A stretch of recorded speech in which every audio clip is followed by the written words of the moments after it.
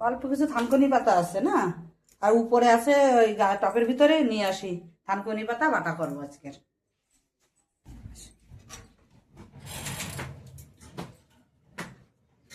বাবা কি রোদ্দুর, গাছগুলো সব শুকায় যাচ্ছে। এই দেখেন বন্ধুরা, কত থানকুনি পাতা হয়ে গেছে এই গামলার, এই বালতির ভিতরে। নিজের হাতের লাগানো,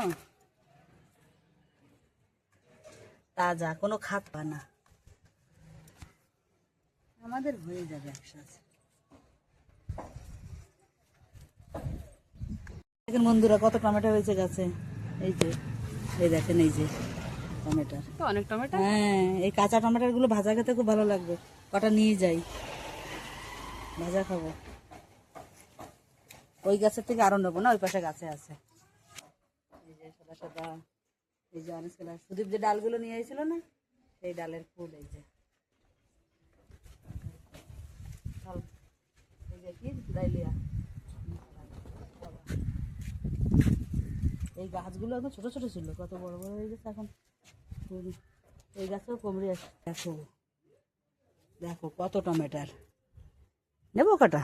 নাও। ঘরে কটা আছে, কালকে নিয়ে গেছিলাম। দেখে সুন্দর, এটা হলুদ হয়ে গেছে। পেকে যাবে। হ্যাঁ, পাকা টমেটোর, কাঁচা টমেটোর খেতেও খুব ভালো লাগে। এই যে 4টে ঘরে, এই যে 5টা, আর ঘরে আছে 5টা, হয়ে যাবে। পাতা এখন বাটা করবো।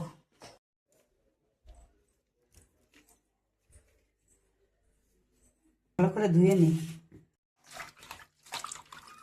ধুলোবালি আছে না, একটু ভালো করে ধোয়া লাগবে। ধোয়া হয়ে গেছে, এবার ঝুড়িতে দিয়ে দিই, জলটা ঝরে যাবে।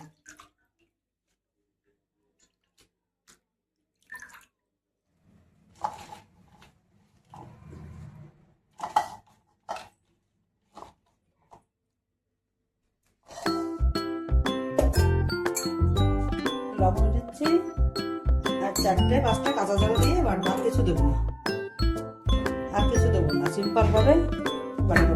এটা যদি অন্য কিছু দিই তাহলে এর যে উপকার সেটা হবে না। থানকুনি পাতার যে উপকারটা, কাঁচা ঝাল দেবো।